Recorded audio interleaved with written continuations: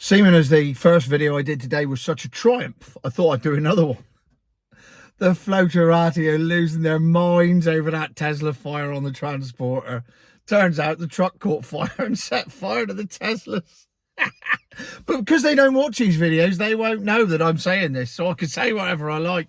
It's brilliant. They're losing their minds, calling me every name under the sun. I'm ignorant, I'm this, I'm that. It's fucking brilliant. I love it. I absolutely love it.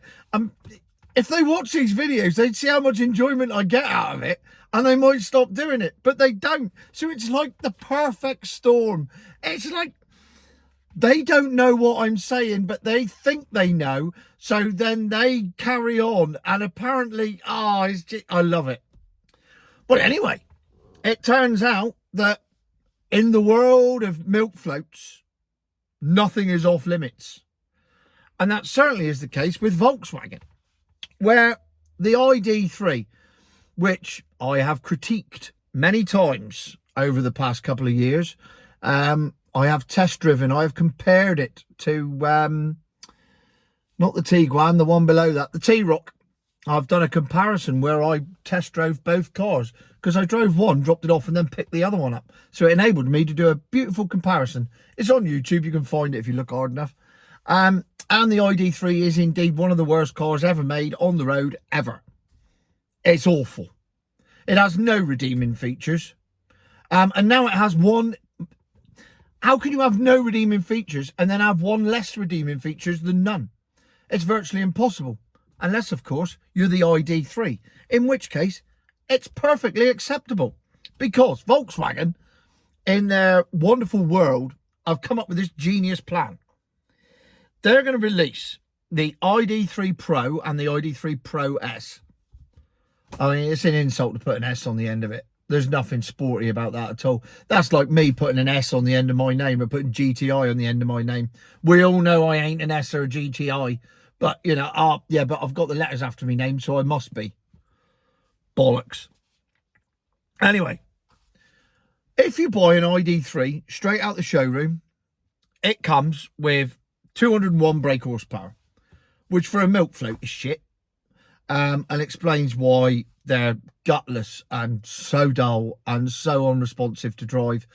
And I've seen people do, I've got an ID3 and I'm so pleased with it. It's such a wonderful driving experience. You've never driven a proper car in your life, have you? Get yourself an Alfa Romeo, come back and then tell me. Right, I'll let you into a secret. I once had a conversation with someone that married their school sweetheart. They've been together since they were 14. They were, let's call her she, was about 32 at the time. And I said, and this is genuine, this is a genuine true story. I said, have you ever had sex with anyone else? She said, no. I said, how do you know if it's any good? She said, what do you mean? I said, well, if you'd only ever owned a Skoda Estelle, and you'd only ever driven a Skoda Estelle, you'd think that the Skoda Estelle was one of the best cars on the road. I'm simply pointing out that if you then drove a Ferrari, you'd realise that the Skoda Estelle was a howling piece of shit. And I said, I'm just putting that analogy there for you to compare for your sex life. And she went, there's nothing wrong with my sex life. I'm perfectly happy with it. And I said, well, that's all right then. I said, I'm just saying, you know, personally, I've driven a few cars. To use the analogy, I've been through the entire garage. I've had a hell of a time. So I'm all right. I've got points of reference. You haven't. And I just thought it was weird. Yeah, I've never been in that position, so I wouldn't know, apart from when I was 15. Anyway, cut a long story short, she had an affair with her husband's best mate and then went off with a postman. I promise you, 100% true. Every word. So, if you've only ever driven my analogy with the ID3 sticks, you clearly haven't driven proper cars or had sex with some really good shacks. See, you don't get this on Top Gear. Hey, Paddy McGuinness didn't use that analogy, did he? Anyway, back to it. So, where was I? The ID3 comes with 201 brake horsepower. But before milk floaterati that don't watch these videos say petrol cars do the same things. Right. When you buy a petrol engine, like, for example, let's go for or a diesel engine, the BMW 320d is a prime example. You could buy that in 4 states of tune at varying degrees of horsepower, like 140, 160, 180, 200. Even the 1 series, you could get the 116, the 118, the 2, and then the 123. So that already happens. But you do that in the showroom, you pick your engine, you pick your spec, and then you drive out with it. BMW don't say to you 6 months later, oh, do you want the rest of the horsepower in your car? Because you can have it for a monthly subscription. That is exactly what VW are doing. If you buy the ID3 Pro or the ID3 Pro S out the showroom, it will come with 201 brake horsepower. However, with a mere tweak of the software, you can up it to 228 brake horsepower, an extra 27 horses, which in any other car would be a lovely little bonus, a right little booster, like having a turbo button.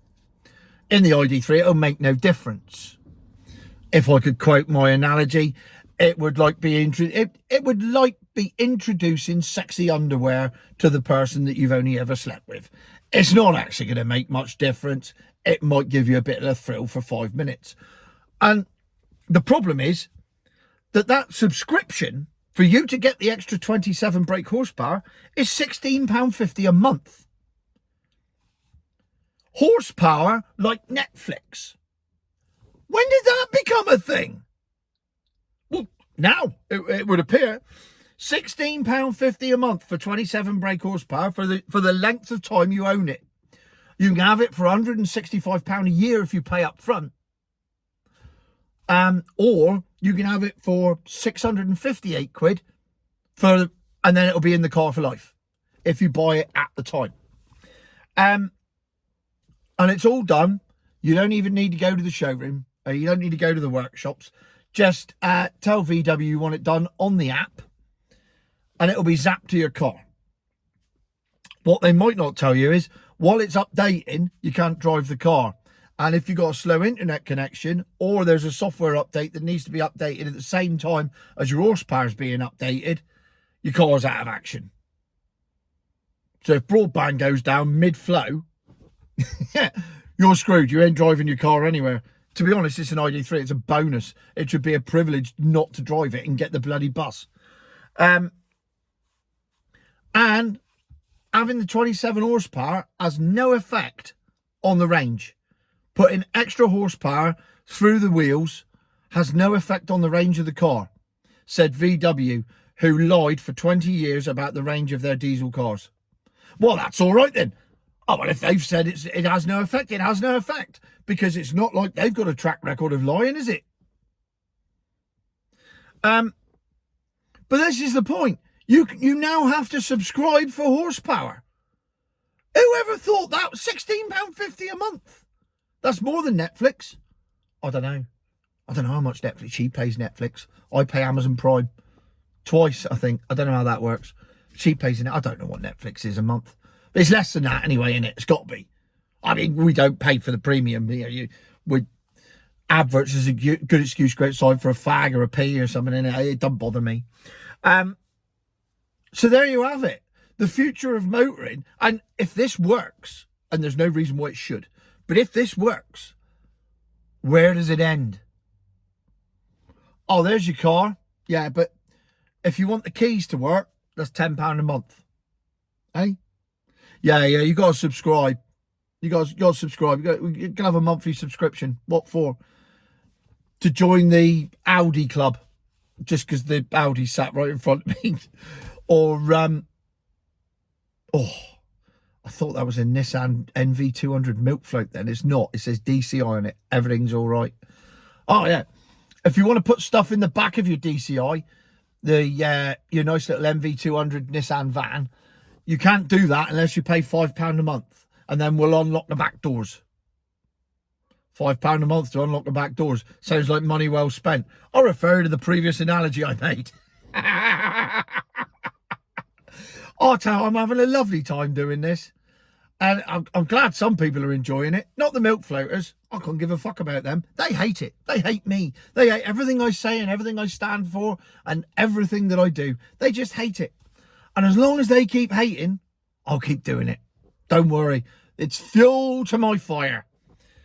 So, I mean, I've got slightly sidetracked here, but the point is, why the hell are you paying a monthly subscription to drive your car? Or get a little bit extra out your car? Just either turn it on or turn it off. But don't say, oh, we've put it in your car, but you can't have it. Or you can if you pay a monthly subscription. And so it goes on. And then, oh, my sat-nav don't work, £1 a month. Eh? Oh, aircon's gone a bit warm. Yeah, £2 a month. What? Well, I can't move me seat. 50p. Where does it stop? Sooner or later, you're going to have a subscription for everything. Oh, I fancy going up the motorway. I'm going to go 50. Or if you want to go 70, that'll be another £1 a week. Hey? What? It's like buying shit from Kay's catalogue. Now I know I'm a target reference audience here, so I'm all right with Kay's catalogue. Used to be able to buy stuff for over 99 weeks. I really fancy that leather jacket. Only £1 a week. Mother, I'll have that. Yeah, all right, I'll order that up for you. To be here Thursday. Lovely, wear it out the weekend. Wear it out the weekend. All your mates call you a wanker. Send it back. Get your £1 back. Lovely. Did that once with the leather jacket. Moon over Miami, it said on the back of it. It's proper Top Gunny, like Memphis Belle type thing with a big print, American print on the back of it. Thought it looked cool as fuck. Didn't look like a wanker. Sent it back. Don't know whether mother got a refund or no. I didn't pay. So there you have it. Monthly subscription motoring is the future. Future my arse.